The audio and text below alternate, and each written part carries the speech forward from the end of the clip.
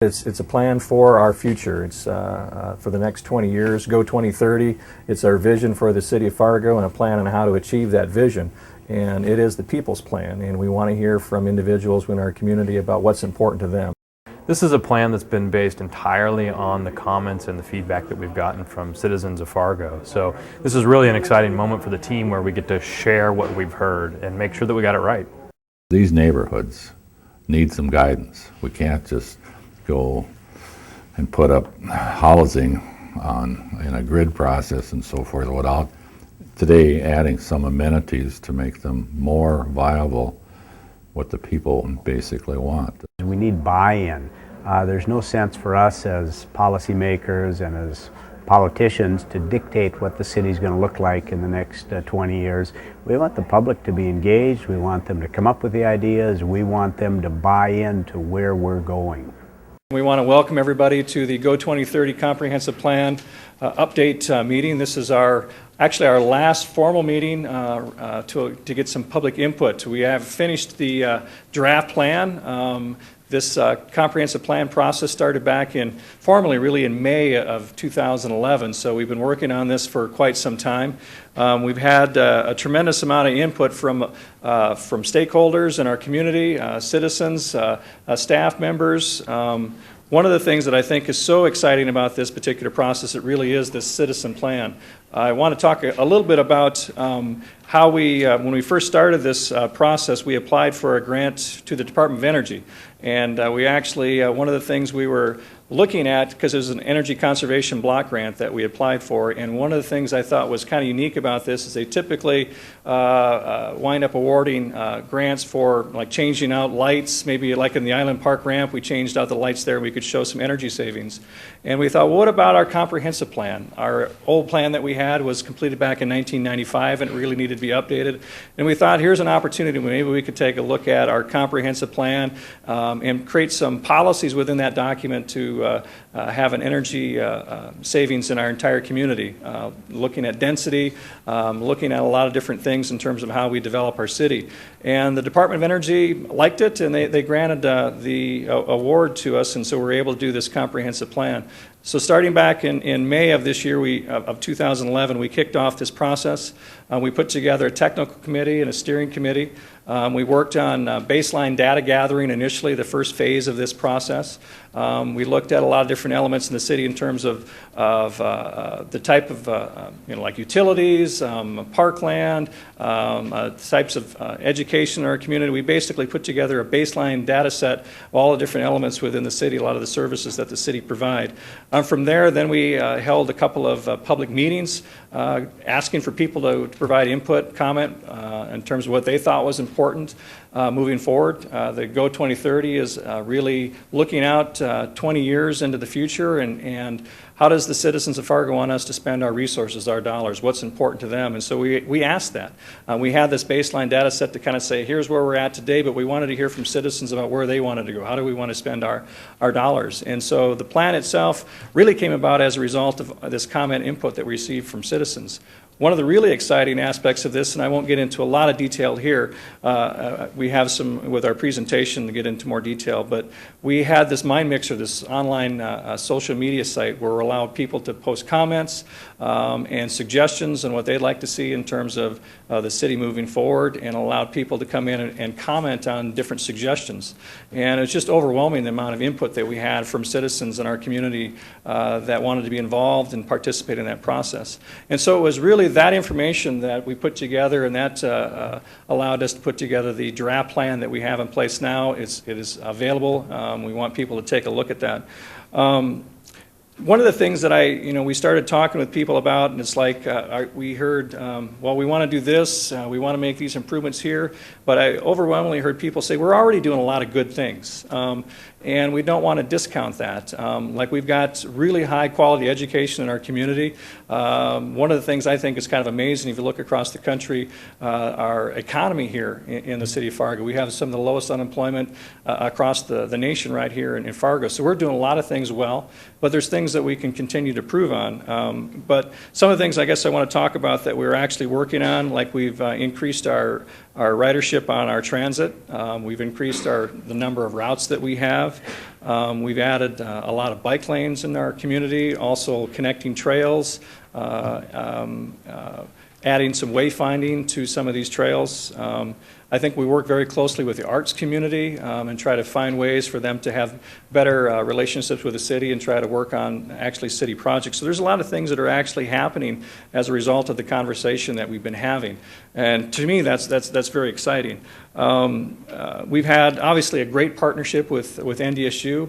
I think the example of the stuff that's happening in downtown Fargo in terms of their expansion in the downtown, it's just absolutely amazing. And if we can keep this energy going, I think we're going to be in great shape in 2030.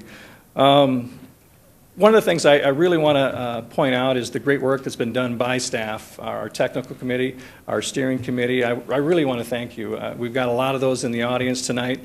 One of the things we're going to do at the conclusion of the presentation, we've got these boards and we're going to have our technical folks at these various boards. So if you've got any questions about some of these guiding principles, we can get into a little more in depth about that.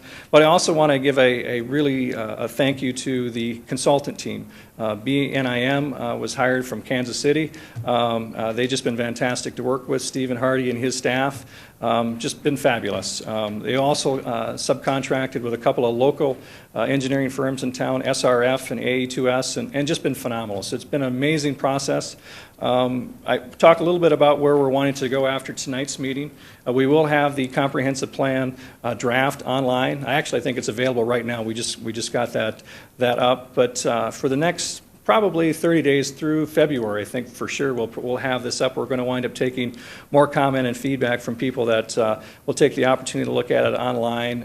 And so we're looking for folks to provide that comment that way. We're also taking comment tonight. We do have comment sheets. I don't know if hopefully you grabbed some when you came in. So we're looking at the next 30 plus days where we're wanting more feedback on the actual draft plan. At that point in time, we'll take that information and come up with a more refined draft plan, and then we want to work with closely with our steering committee and kind of make sure that we've got a plan that is one that is very visionary, but yet realistic. I think that's something that's very important for us moving forward. We want to have something that we can implement. And once that, I'm looking at maybe a couple of good working sessions with the steering committee, and then we're probably moving on to around April, bringing the plan to the Planning Commission and hopefully to the City Commission in early May, and wrapping up the project itself. So hopefully we can stay on track. If we do get a lot of comment, I'm more than happy to lengthen that out. I'd rather spend the time that's necessary to come up with a good plan than try to rush through something. So with that, I'd like to introduce Stephen Hardy with BNIM and give him a nice warm welcome.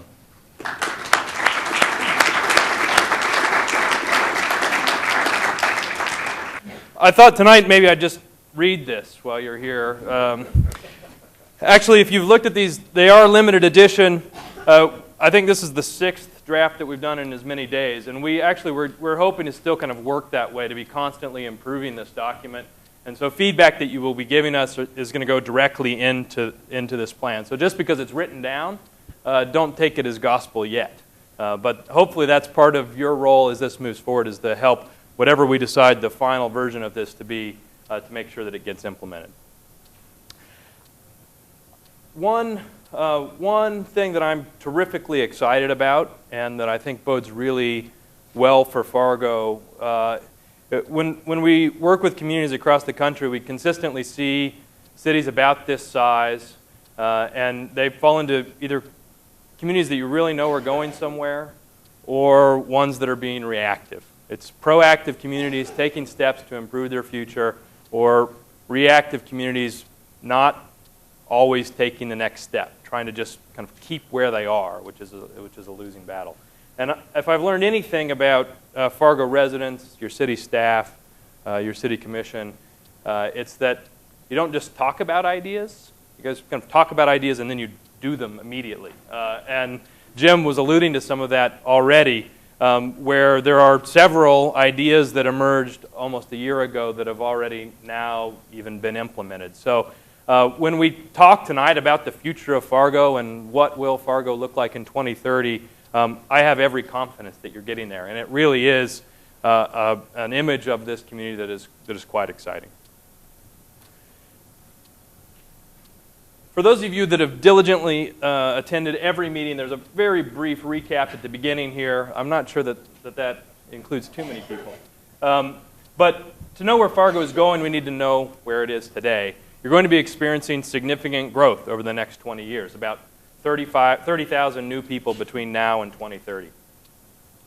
Your economy is amazing, frankly. Your unemployment rate is off the charts. You're doing a lot of things really well, and you've, for the most part, hummed along outside of what's troubling most of the nation from an economic standpoint.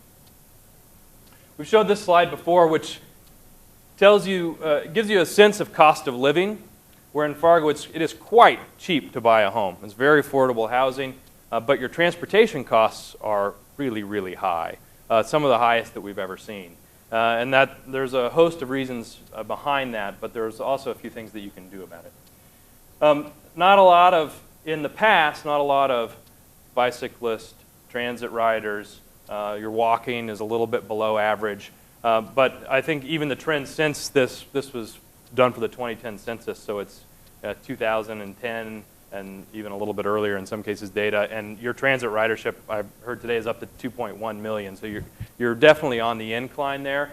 And of course, not being active has its impacts, and this isn't anything that's unique to Fargo.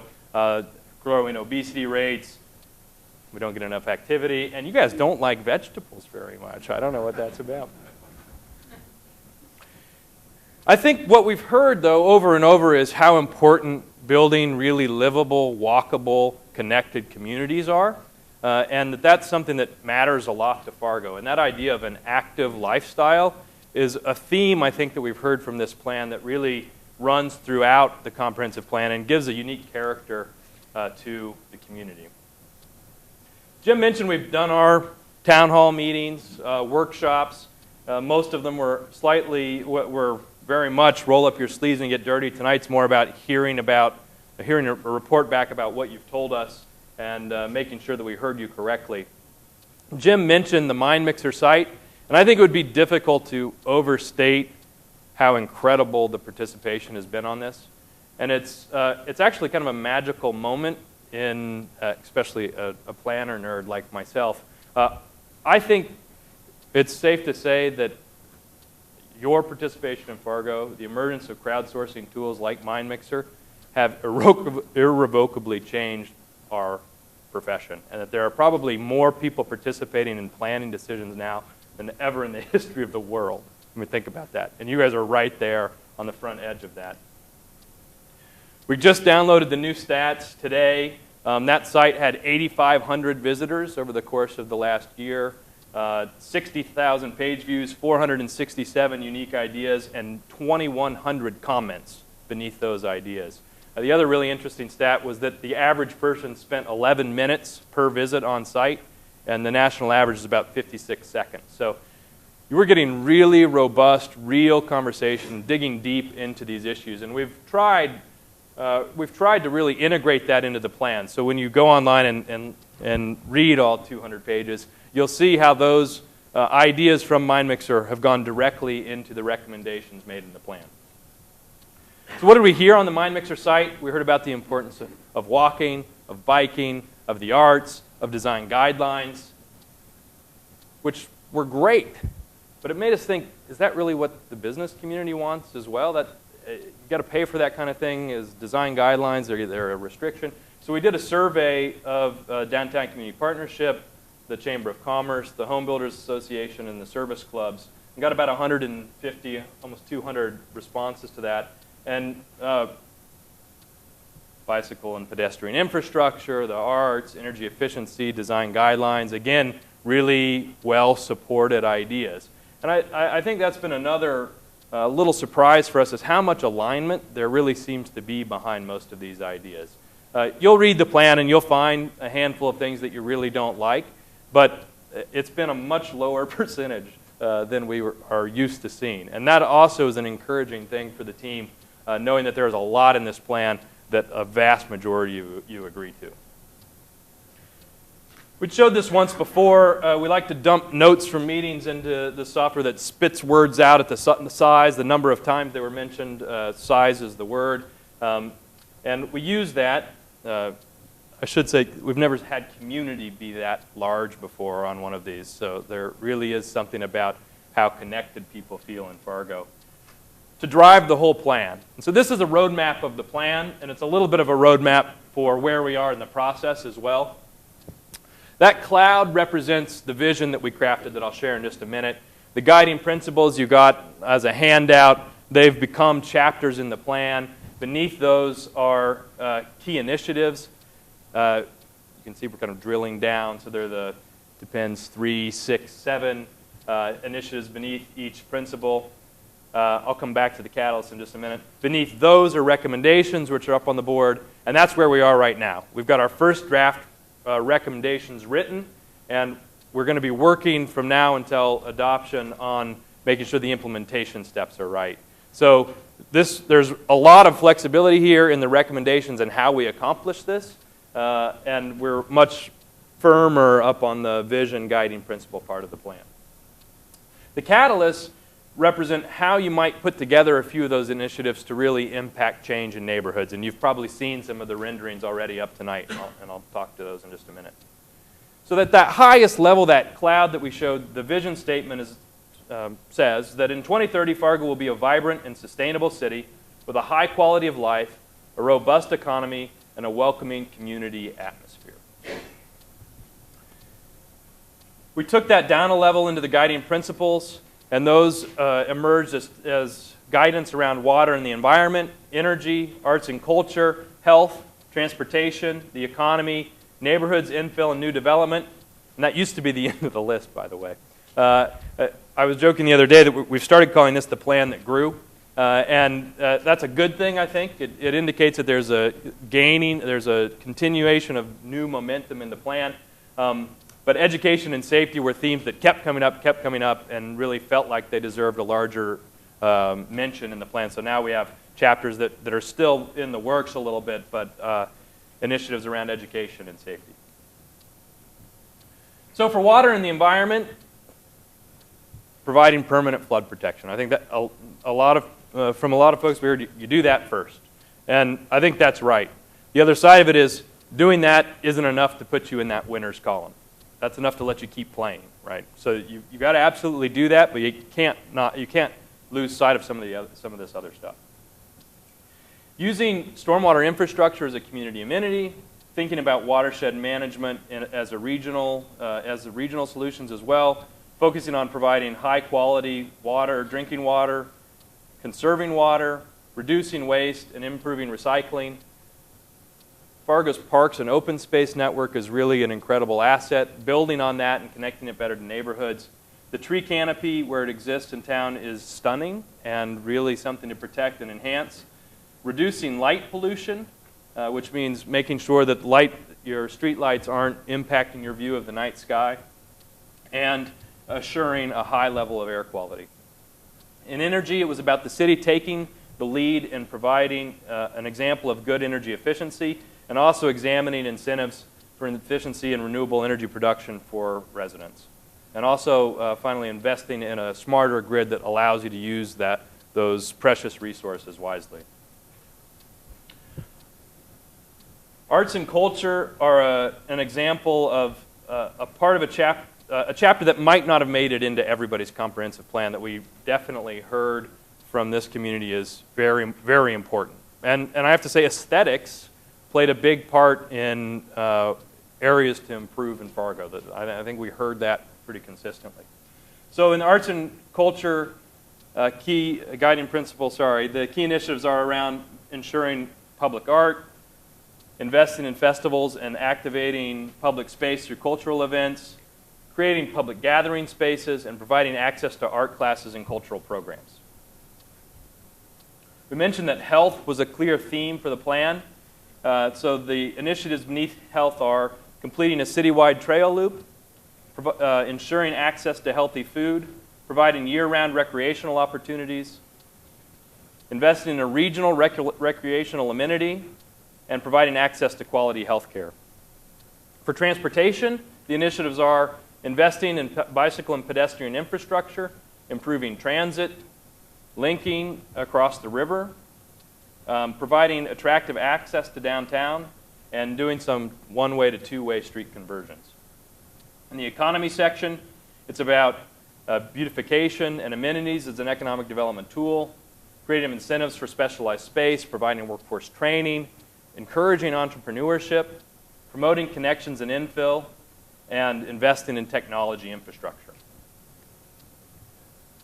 For neighborhoods, infill and new development, it's about promoting infill, about providing high-quality, affordable housing near NDSU, about implementing design standards where appropriate, assuring housing for new Americans and low-income residents, preserving the core historic neighborhoods in Fargo, and ensuring a high-quality new development.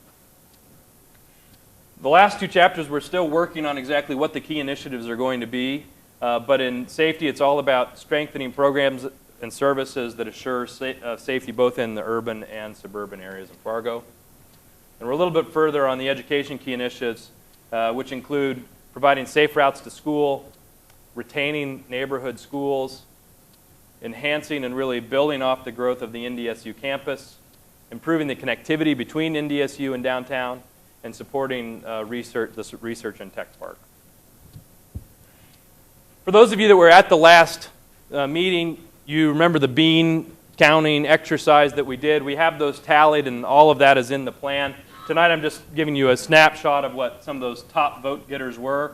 I don't think you'll be surprised about what you see up there. They're the themes that we've already mentioned, providing flood protection, promoting infill, public art. And the columns, I should say, we have the ranking from the public meeting, the ranking from our steering committee meeting, the ranking from online. So we were trying to do as well of an apples to apples as we could. We weighted them all 33% to give us that overall weighted rank. We weren't, there isn't much discrepancy, I think is the takeaway there. You might see a 7, 12, 11, or maybe something that's even a little bit further than that, but think that there are 100 here. So really, there's pretty good alignment between those three different groups as well. And if you look at the weighted rank, it's a pretty good indicator, I think. The last thing I want to talk about before we let you go and ask questions of our technical team is about our catalyst projects. And these really are an indication of how you might layer some of the initiatives together in a way that impacts the way you drive in a street, on a street in Fargo, the way you experience your neighborhood, the way the city develops.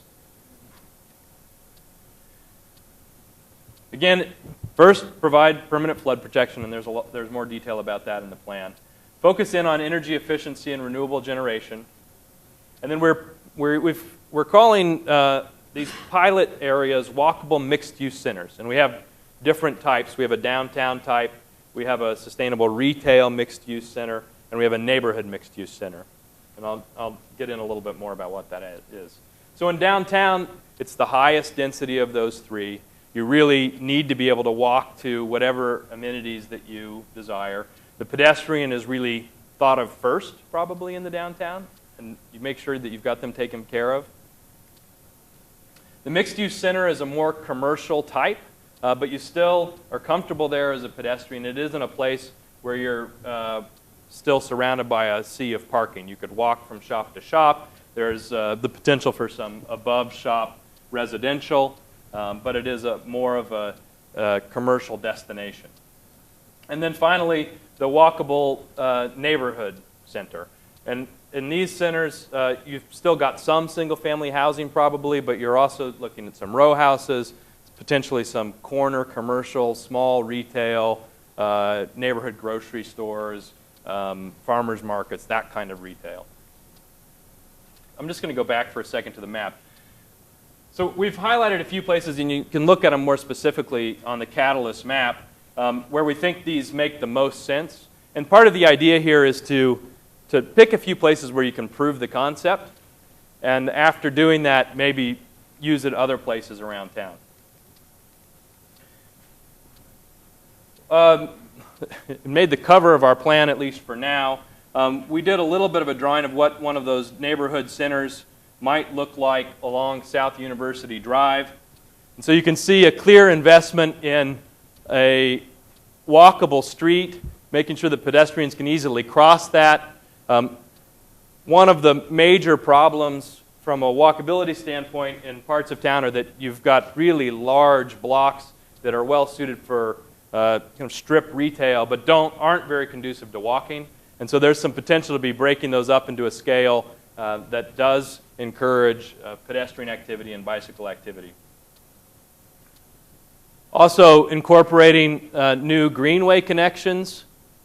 Let me go back to the aerial. Really thinking about your stormwater drainage in potentially a new way. And neighborhood parks, of course. On the ground, what could that look like?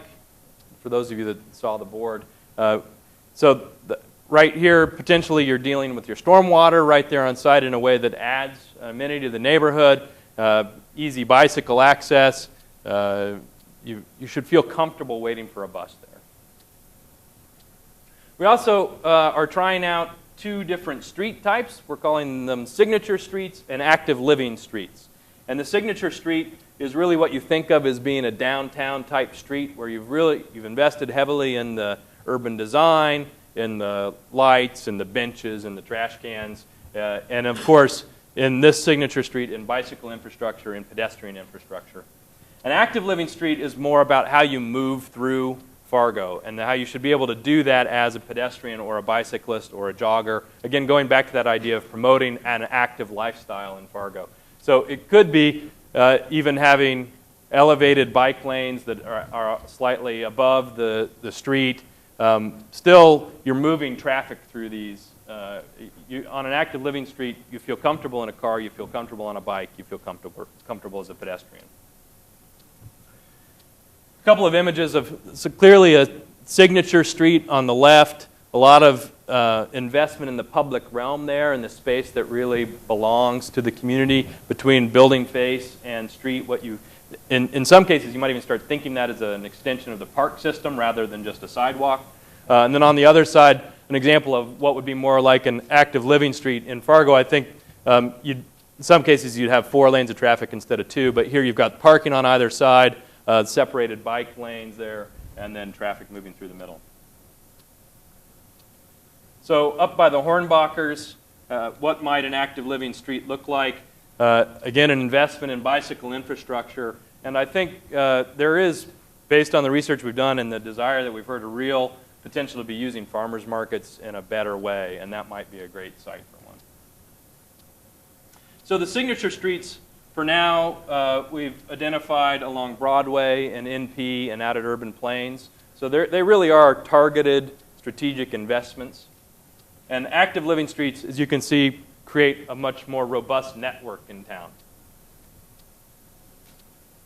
The citywide trail loop is well underway, and it's an idea that we think could really transform Fargo.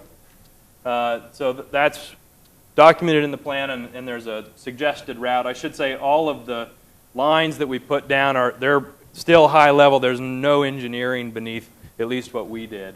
So they were likely to change, but the idea is strong and should stay intact. So there's a potential to be using the citywide trail in conjunction with some of your drainage areas. And in fact, you received a grant from the NEA to be working with an artist to improve one of these as a community amenity, which happens. We took a look at it as well. So this is our version of the design, but you can get a sense of, rather than just moving stormwater, this really could function as a way to be moving through the community, more of a park setting, and you could be treating stormwater in a natural way to be improving stormwater quality. Whether it's an indoor or outdoor facility, there's a lot of flexibility, I think, about what the regional recreation destination becomes, but there certainly seems to be both community and commercial interest in a larger scale regional draw for a year-round recreational destination, and we've highlighted a few places where that might end up.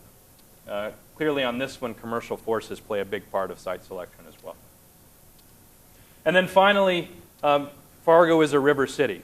And you spend probably half the year hating the river and half the year loving the river, right? So as much as providing flood protection is a fundamental core value, making sure to also use the river as an amenity and to not be totally disconnected from it seemed to be a fundamental element of providing a unique character in Fargo. And there are certainly some places in town that would be more conducive towards really being down there, being whether it's along a greenway or an amphitheater or summer festivals, really making sure and connecting better to the Red River. So Jim gave you a pretty good sense of what's next. Tonight we'd just like to hear what you thought of this, give you a sense of what you'll find in the plan. We are very flexible still about what ends up in the final document, so we'd like to hear if you think there are things that we've left out. Don't worry if you haven't read it. Give us your ideas, and if we haven't written it down, we'll make sure and remember it, and if we have, we'll nod and know that you'll be happy when you read it. So, as Jim mentioned, we'd love to have this thing adopted in the spring, but whatever it takes to make sure that we get it right is the most important element. And then just finally, from me, a thank you. There are communities that you like to work with and communities that you love to work with, and Fargo's in that latter category for me, and I just really appreciate your attention and the work that you've all put in. So thank you very much, and I look forward to hearing you.